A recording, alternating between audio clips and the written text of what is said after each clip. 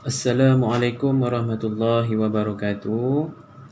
Baik, untuk hari ini kita belajar tentang sifil mustadir. Ini adalah sifil mustadir. Sebelum ini kita telah melihat bacaan bertanda sifil mustatil. Tetapi hari ini kita tumpukan pada bacaan bertanda sifil mustadir. Untuk bacaan ini kita pastikan bahawa tandanya mesti lebih bulatnya tu lebih lonjong dan lebih sengit berbanding dengan tanda bagi sifil mustatil. Sifil mustatil tanda bulatnya agak lebih jelas berbanding dengan sifil mustadir. Okey, kita tengok bagaimana bacaan sifil mustadir. Untuk bacaan sifil mustadir, ianya lebih mudah faham berbanding sifil mustatil. Sifil mustadir wujud pada huruf alif, waw di sini huruf waw dan huruf ya.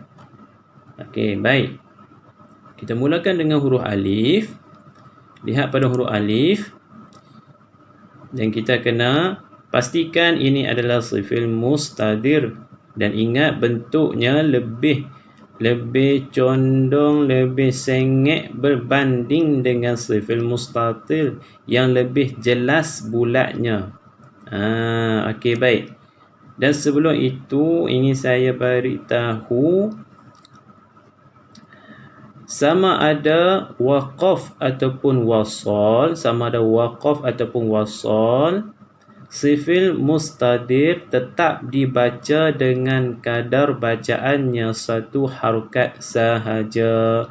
Sama ada kita waqaf ataupun wasal, bacaannya tetap satu harokat sahaja. Dan yang keduanya, apabila bertemu dengan tanda sifil mustadir ini, maka kita menganggap huruf yang berada di bawah tanda sifil mustadir itu adalah tidak wujud. Contoh, saya baca pada ayat yang pertama ini, Bismillahirrahmanirrahim. Amanu wa amilu.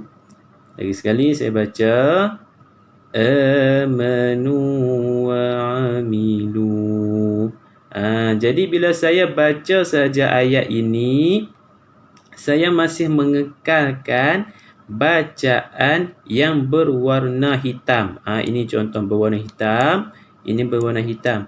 Dan saya menganggap huruf yang ada tanda sifil mustadir itu adalah tidak wujud.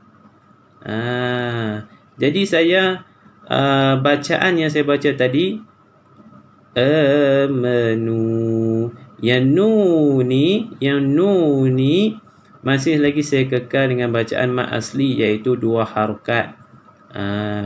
Ini.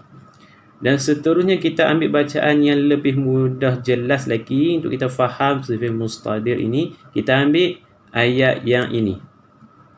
Kita perhatikan ayat yang ini.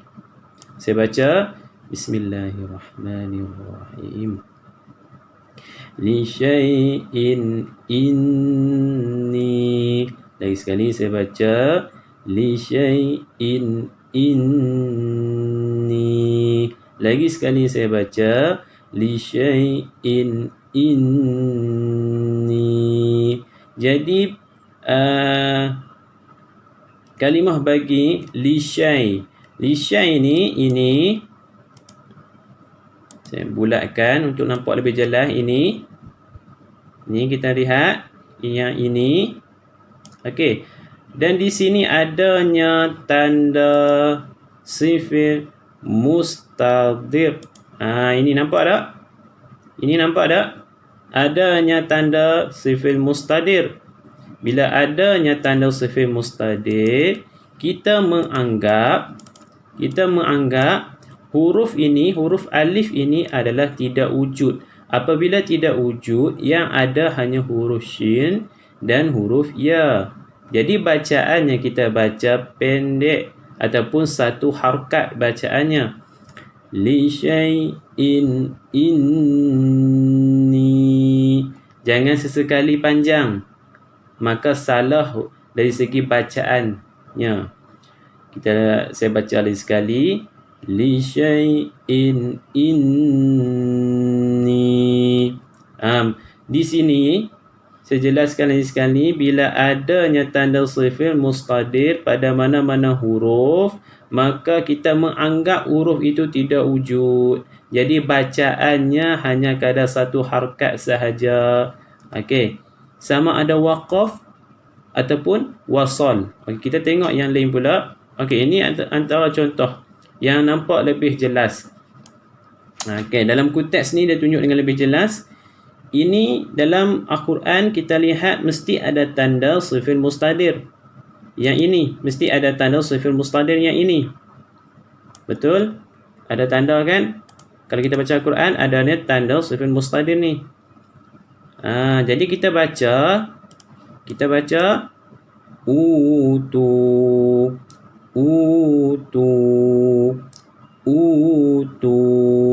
Kita masih mengekalkan bacaan mat aslinya tu.